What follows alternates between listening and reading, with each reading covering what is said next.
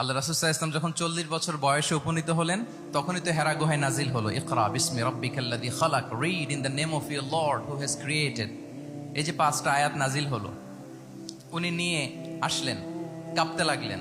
খাদিজা রাদিয়াল্লাহু তাআলা আনহার কাছে বললেন যে, মনে হয় আমি মারা যাব, আমাকে কম্বল চাপা দাও, আমার ভয় লাগছে, আমি কাঁপছি।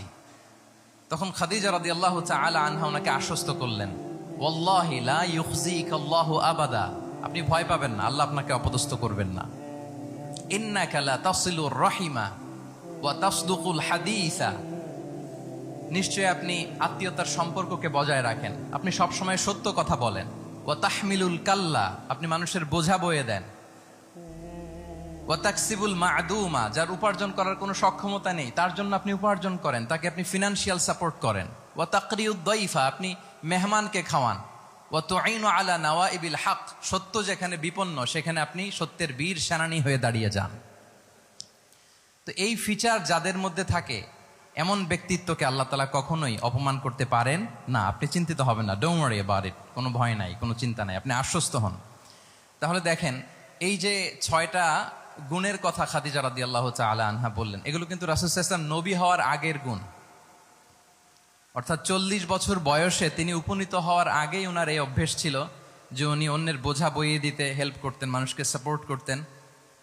যার উপার্জন করার সুযোগ নাই, ক্ষমতা নাই, তাকে তিনি উপার্জন করে দিতেন, মানে তাকে ফিনান্সিয়ালি সাপোর্ট করতেন, মেহমান খাওয়াতেন। তার মানে নবী হওয়ার আগেই উনি জনকল্যাণমূলক কাজে নিজেকে সম্পৃক্ত রেখেছেন।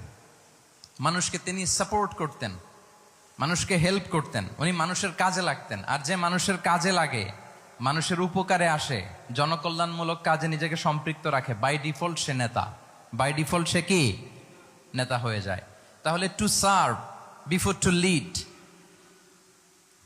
নেতৃত্ব এটা আসলে পজিশনের সাথে সম্পৃক্ত না, ইটস অল অ্যাবাউট ইনফ্লুয়েন্স। আপনার বাবা নেতা ছিল, আপনি ছেলে, তো আপনি নেতা, এটাকে নেতৃত্ব বলে না।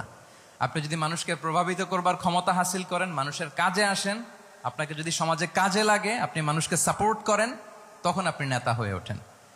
তাহলে রাসূল সাল্লাল্লাহু আলাইহি ওয়াসাল্লামের লিডারশিপটা যদি বুঝতে হয়, প্রথম কথা হচ্ছে ওনার লিডারশিপের প্যাটার্নটা ছিল সার্ভেন্ট লিডারশিপ, মানে সার্ভিস দেওয়ার মধ্য দিয়ে উনি নেতা বনে গেছেন।